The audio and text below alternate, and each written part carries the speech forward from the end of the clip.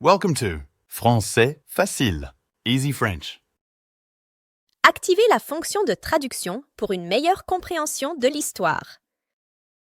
Le père de Tokyo était le samouraï préféré de l'empereur du Japon. Il aimait profondément sa fille, tout comme elle l'aimait en retour. En plus de ses compétences de guerrier, le père de Tokyo était un excellent professeur. Il lui apprit à nager, à manier un couteau, un arc et des flèches, lui transmettant ses connaissances et son savoir-faire avec amour et patience.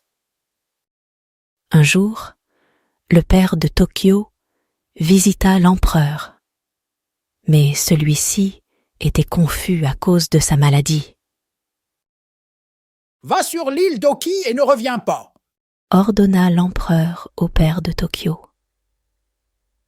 C'était une décision inattendue et difficile à accepter, qui attrista profondément Tokyo et son père. Le samouraï partit pour Owaki et Tokyo pleura chaque jour son départ. Face à cette séparation douloureuse, Tokyo ressentit un élan de détermination. « Je dois retrouver mon père !» se dit-elle. Pendant de nombreuses semaines, elle entreprit un voyage courageux à travers des terres inconnues.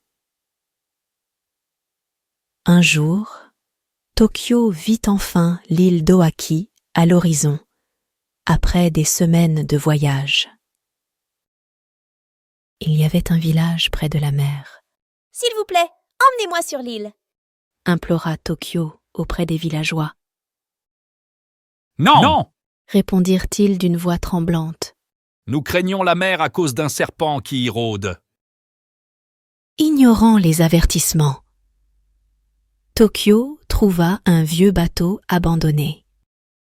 Malgré les voix inquiétantes de la mer qui lui criaient de faire demi-tour, Tokyo, courageuse, prit les rênes de son destin et se dirigea vers Owaki à bord du bateau.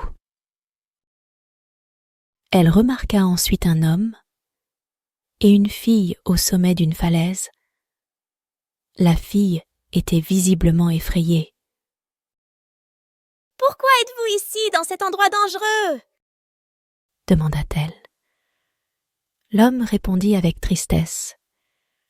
« Je dois jeter cette fille dans la mer. Chaque année, nous sommes contraints de sacrifier une jeune fille au serpent pour protéger notre village. » Tokyo était en colère. « Je peux tuer le serpent !» s'écria-t-elle. Sans hésiter, elle prit son couteau entre ses dents et plongea dans les profondeurs de la mer. Là, elle trouva une statue de l'empereur et découvrit le serpent. Avec une bravoure exceptionnelle, Tokyo engagea le combat et terrassa le serpent avec son couteau. Elle rapporta ensuite le corps de la bête à l'homme et à la fille. « Vous nous avez sauvés !» dit la fille. « Comment pouvons-nous vous aider ?»« S'il vous plaît, aidez-moi à retrouver mon père !» supplia Tokyo. « L'empereur l'a envoyé à Owaki. » Un sourire éclaira le visage de la fille. « Votre père vit dans notre village. » annonça-t-elle. Elle prit Tokyo par la main et la conduisit jusqu'à lui. À son retour, le père de Tokyo fut accueilli chaleureusement. L'empereur est maintenant en meilleure santé. Se réjouirent les villageois. Rendons visite à l'empereur, proposa le père de Tokyo. L'empereur les accueillit avec un sourire bienveillant. Puis, remarquant quelque chose, il demanda. Qu'as-tu là? Tokyo répondit avec fierté.